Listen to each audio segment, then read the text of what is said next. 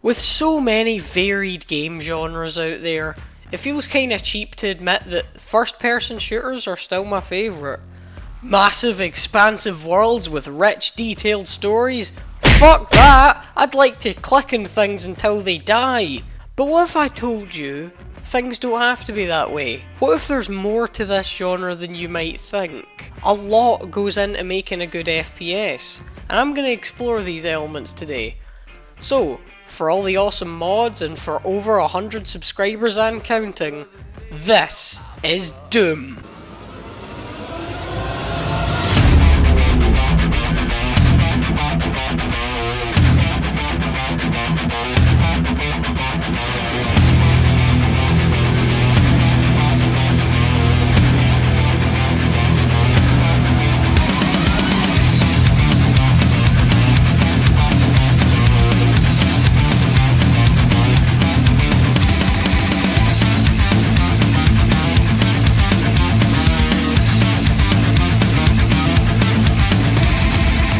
That's right, we're not looking at the first FPS, but rather the first great FPS. I am, of course, talking about Halo. I'm just kidding, of course. The day I praise Halo is the day Stevie Wonder wins an Oscar for Best Cinematography. I'm talking about Doom. Doom is an eternal classic. It's hard to imagine what the genre would be like without it. It's the creme de la creme, and other stupid cliches that need to die as soon as the people who use them. Released in 1993 and developed by id Software, Doom was given praise as soon as its shareware demo launched. But does it still hold up?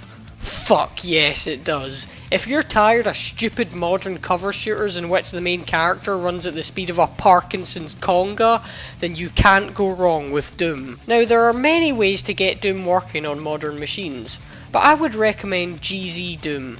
It looks great and the controls are easy to customise. Plus, it works with the most mods.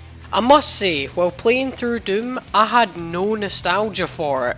So the fact that this primitive game was still enjoyable to me back in 2014 is saying something. And it's saying something about how well the game is designed. The level design is still fantastic with secrets everywhere, and the gunplay is quite good. The way this game has satisfying gunplay is what I call damage scaling.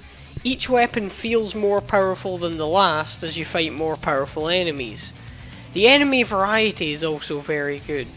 The game is split up into episodes. In Knee Deep in the Dead you fight your way through a marine base. In the Shores of Hell you're in a floating island above Hell, and in Inferno you go into Hell itself. The soundtrack is pretty decent for the time, and I've got to say, they were clearly influenced by my personal favourite genre of music, thrash metal. Fucking thrash metal!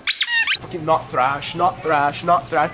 The fuck is this shit? It's Slayer! Some of the songs in the game actually sound very similar, if not the exact same as real songs.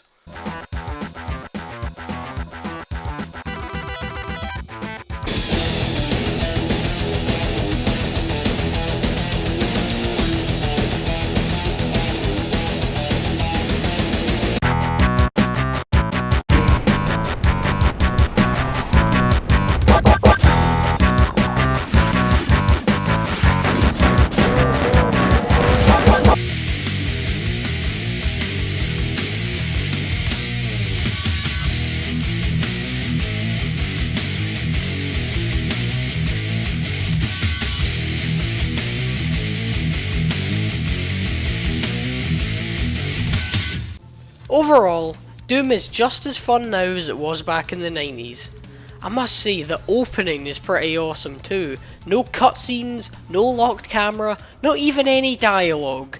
You just get put in a base full of monsters with a gun, and you're free to go Glaswegian on their arses.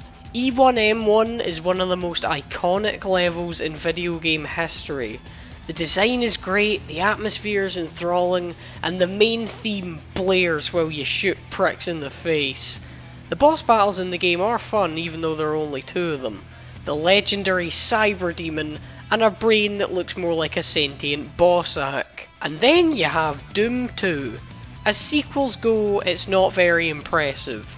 They added a few new enemies and of course the super shotgun, but there's really not a huge difference between the two. The one massive improvement comes in the form of level design. Now, the level design is fairly inconsistent in Doom 2, but when it's good, it's really good. And don't get me wrong, the level design's great in Doom 1 as well, but Doom 2 takes it to a whole new level. It is absolutely jaw-dropping what id Software were able to achieve with computers that look like this. And of course, there are still a few levels that are gimmicky as fuck, but these don't actually come up too often. They didn't fuck about when it comes to difficulty either.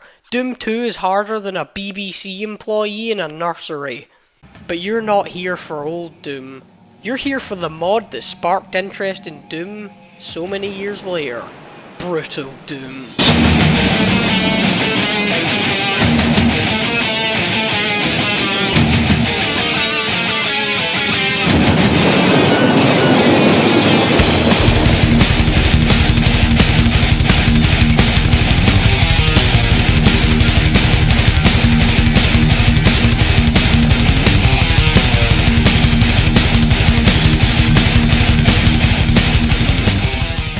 And my god, this mod is incredible.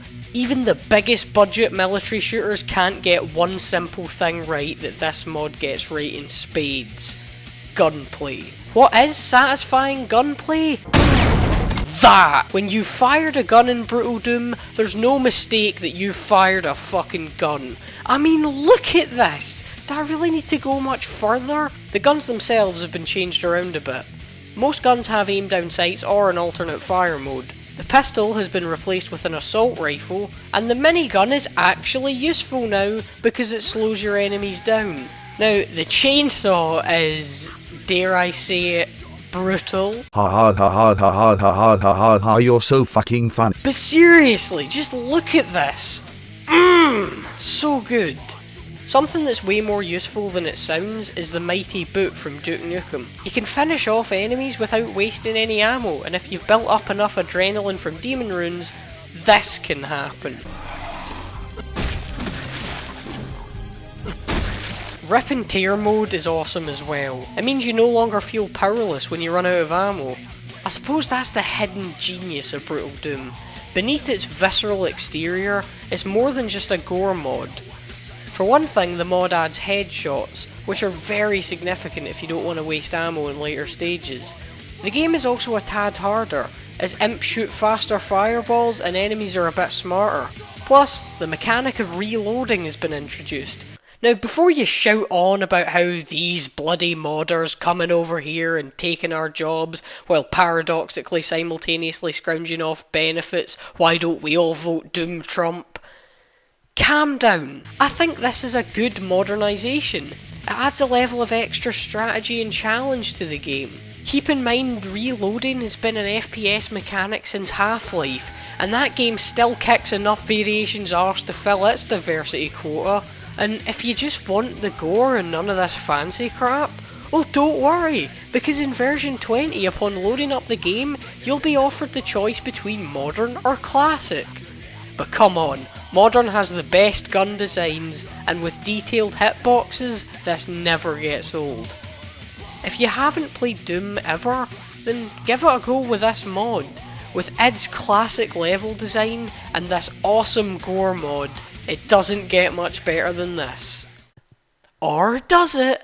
I'm getting some Morpheus vibes, because what if I told you there was something better than Brutal Doom? A little mod within a mod called Project Brutality.